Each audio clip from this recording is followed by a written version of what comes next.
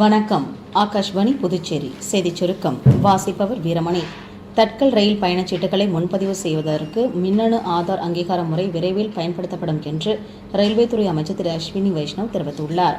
புதுச்சேரி அரசால் தடை விதிக்கப்பட்ட 9 வகையான பிளாஸ்டிக் பொருட்கள் பயன்படுத்துவதை மக்கள் தவிர்க்க வேண்டும் என புதுச்சேரி மாசு கட்டுப்பாட்டு குழுமம் சார்பில் நடைபெற்ற உலக சுற்றுச்சூழல் தின கருத்தரங்கில் அறிவுறுத்தப்பட்டுள்ளது.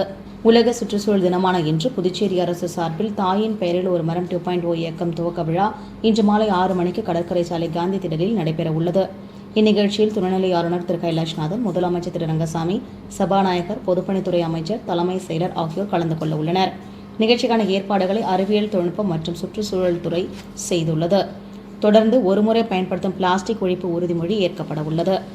புதுச்சேரி சென்டெக் இணையதளத்தில் நீட் அல்லாத இளநிலை பட்டப்படிப்புகளுக்கு விண்ணப்பிக்க நாளை மறுநாள் 7ஆம் தேதி கடைசி நாளாகும்.